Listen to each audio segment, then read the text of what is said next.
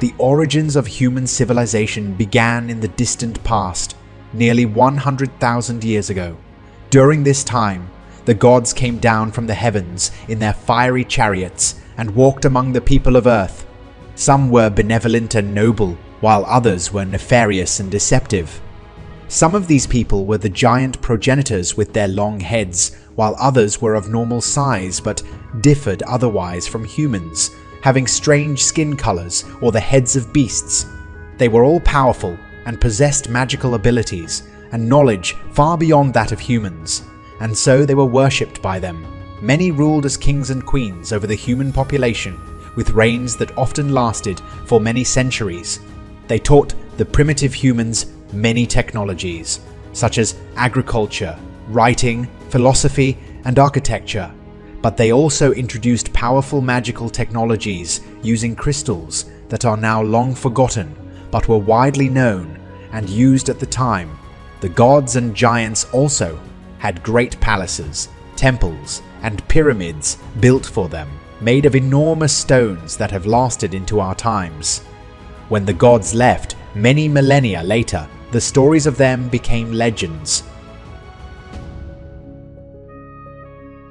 Atlantis was the continent of Antarctica, which was located at a higher latitude than it is now. Most of the lands were free of ice and had a temperate climate with lush fields and forests. The giant progenitors were the rulers of these lands, and their civilization was the most advanced technologically at the time. Their cities were great and tall, with large pyramids that produced a lot of energy.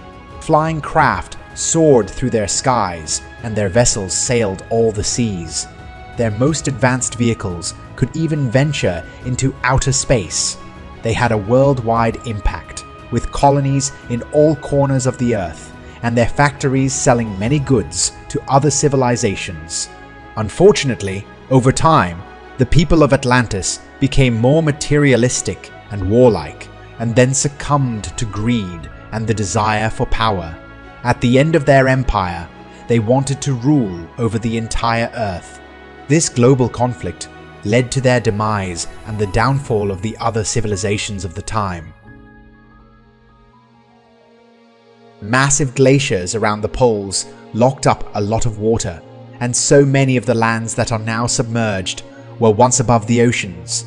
What are now many islands off the coast of Southeast Asia was once a great continuous landmass or subcontinent called Lemuria. Though the Lemurian civilization was much older than the Atlantean one, it was less technologically advanced than Atlantis. On the other hand, Lemuria was much more advanced spiritually. Their priests were deeply connected to the divine and lived by the law of one, a philosophy about the unity of everything that had been brought to them by travelers from another star. They were respected by the other civilizations not only for their magical healing skills, but also for their fairness and diplomatic prowess, which prevented many conflicts. In the end, however, all their goodwill and skill couldn't save them. The Siberian reaches were also temperate lands, being further south, and were inhabited by the prosperous Hyperborean civilization. They were renowned builders, having constructed massive and towering structures that would inspire awe in observers. Diamond City, their capital, was especially impressive, with 72 towers made of clear crystal. The walls of this city, which were equally notable, were constructed according to sacred geometry and blended in with the natural surroundings. To construct these wonders, the Hyperboreans used a secret technique of acoustic levitation, which had been passed down to them by their ancestors. Their lands were equally beautiful, with lush vegetation and plentiful animals, which the Hyperboreans tended with great care. For a long time, these people followed the natural laws, worked joyfully, and otherwise spent much of their time with dance, song, prayer, and great feasts. It is rumored that they also lived very long lives and only died of old age when they chose to.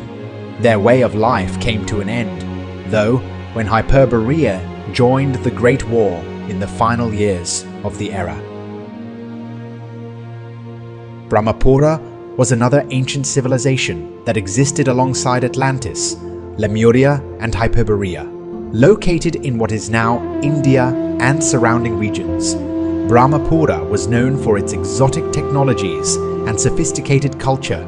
The people of Brahmapura were highly advanced in the fields of engineering, mathematics, and astronomy, and they built great cities with advanced infrastructure and architectural wonders. The people of Brahmapura interacted with the other major powers in various ways.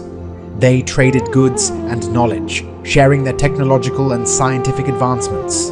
They also had diplomatic relations and often sent envoys and ambassadors to negotiate treaties and agreements. However, Brahmapura was also known for its military might, and they were not afraid to defend their interests if necessary. In times of conflict, Brahmapura often allied with Atlantis or Lemuria against common enemies, and their combined forces were formidable. Finally, though, they developed a very powerful and destructive weapon called the Brahmastra. As a result, their leaders became arrogant, abandoning traditional friendly relations with other major powers in favor of intimidation and secrecy. Atlantis, being the only civilization even more skilled in science and engineering than Brahmapura, eventually managed to copy the design for this weapon and build some of their own. So, an arms race began between the two powerful nations, resulting in each side stockpiling an ever greater arsenal of these highly destructive weapons. During the same time as the other great ancient civilizations, there existed yet another, Aztlan. Located in what is now Mexico and Central America, Aztlan was known for its highly advanced culture. One of the things that made this nation special was its unique system of governance. The people of Aztlan believed in the power of collective wisdom, and they had a system that allowed all citizens to participate in the decision-making processes. They also valued education and knowledge greatly and had an advanced system of education and spiritual development.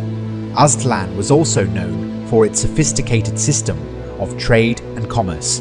The Aztlans were skilled craftsmen and merchants, and they traded with many other civilizations around the world. They were particularly renowned for their jewelry, textiles, and other luxury goods, which were highly sought after by the elites of other societies. The Aztlans were also known for their warrior traditions. All members of society were trained in the art of war from a young age, and they were fiercely loyal to their leaders and their country. What they lacked in technological prowess in comparison to other civilizations like Atlantis and Brahmapura, they made up for in bravery and skill.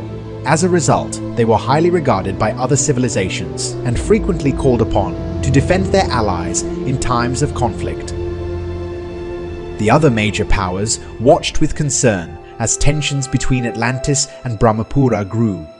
One day, it was revealed that many of Atlantis' elites, including the giant progenitors, had become involved in a sinister cult. Aztlan responded by cutting off trade with Atlantis and forming an alliance with Brahmapura. This was the final straw for Atlantis' corrupt leaders, and war became imminent. Lemuria attempted to mediate between the two sides in order to prevent the war from breaking out. However, their efforts were futile, and the two powers were soon embroiled in a fierce and brutal global conflict. The war lasted for many years, and the casualties on both sides were staggering. The people of Atlantis and Brahmapura suffered greatly, as their cities and infrastructure were destroyed and many of their people were killed in the fighting.